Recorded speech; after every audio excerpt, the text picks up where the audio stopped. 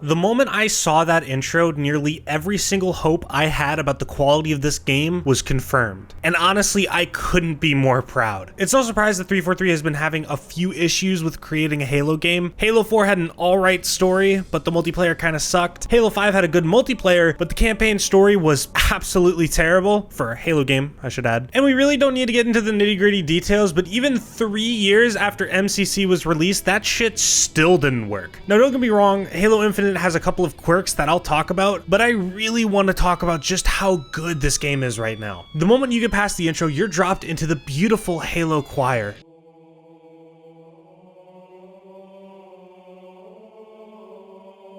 And you're immediately reminded of exactly what Halo Infinite's message is here. Halo is back. I honestly cannot name a multiplayer launch where I've had this much fun, because not only is the Halo experience back in full, but it's new and improved in a lot of ways that make its multiplayer, honest to God, comparable to the amazing multiplayers that Bungie created so long ago. Doesn't that feel good to say? In my previous Halo video, I said that Infinite was more than likely in good hands, and looking back on it, I'm really happy to be correct about that statement. We just need to see how the campaign fares story-wise, and also to fix those little quirks I mentioned earlier, but I promise I'll get to them. Gameplay is nearly at its peak in the franchise. I'd honestly say I only like Halo 3 and 2's multiplayer more at this point because of nostalgia, because everything is just executed so well in Infinite. Weapons feel amazing to use, the same sort of neuron activation center in my brain that goes off for doing fun things goes off nearly every time I pick up any of these guns. They're punchy and fluid and give you amazing feedback. Sound design is beautiful, almost everything you do gives you satisfying feedback,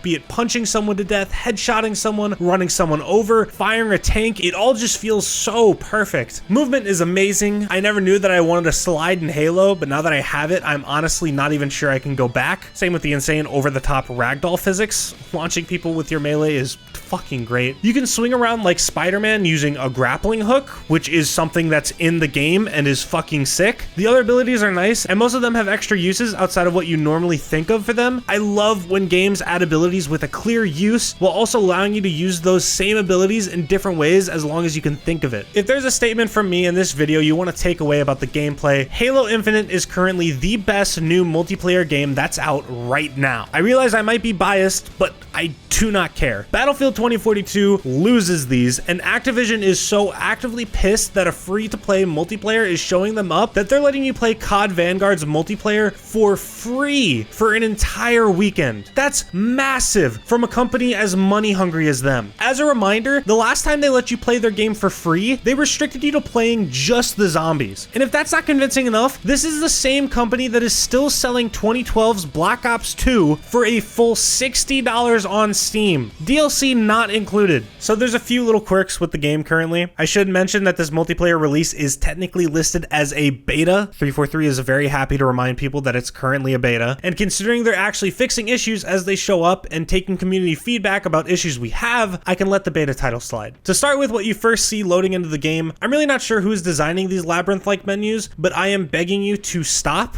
I really just want to see who exactly is in my fire team, invite people, and see when they join me in a very clear manner without having to click through to any other tabs. There's also currently no option to give someone else party leader while you're queued in a fire team. Whoever invites everyone first is a party leader, and you can't change it unless you all want to back out. Whoever bound the default controls for the game is an actual psychopath. I have heard of no one ever using both C and G for grenades, and the fact that 1 and 2 aren't automatically bound to quick switch weapons along with scroll wheel seems like a really weird choice. There are a few bugs here and there. Everyone I encountered was completely harmless. The most annoying bug, and annoying was what it was really, was that our match loaded and decided to just drop us into a black screen for about a minute and a half. The game eventually loaded, but I was pretty convinced I was soft lock and I'd have to close my game from Task Manager, and from how the match went, so was half of the enemy team. Sometimes when you load into a game, your character can just be facing sideways, or for some reason standing far away and your camera just zooms into them. Also, whenever someone leaves during the intro to a match, match, they quite literally just disappear like they got raptured, leaving behind all of their mortal belongings like grenades and assault rifles. I want you to listen very closely, 343 employee who is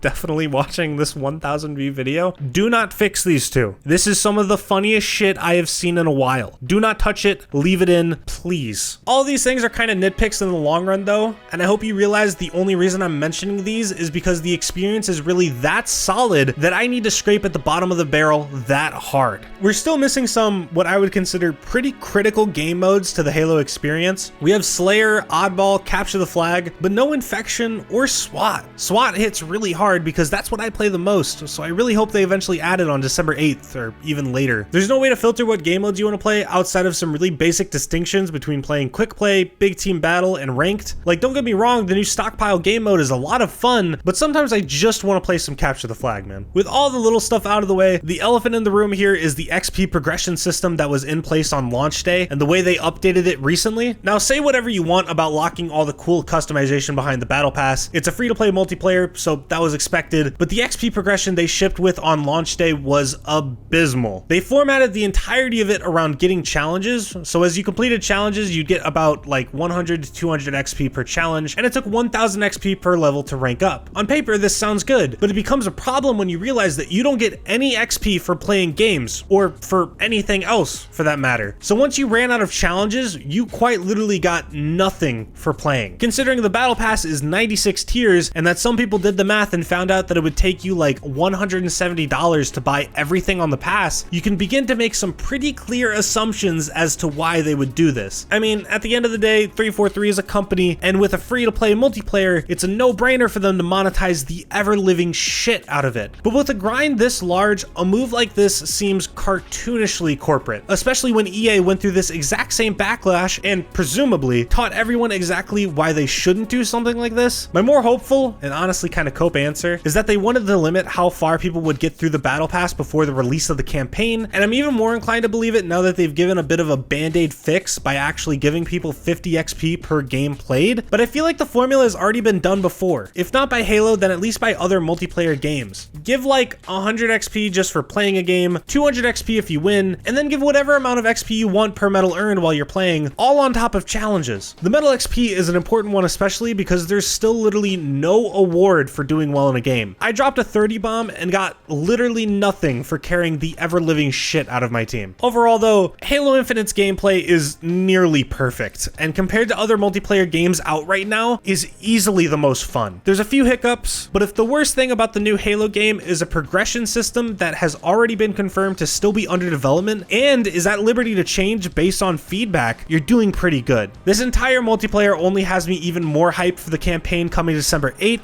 and to not draw out this conclusion any longer than I already have, if you want to rate this game on just how loud my screams were because of my investment into my ranked matches, this is the best Halo's multiplayer has been since Reach, and if I want to be a bit controversial, since Halo 3.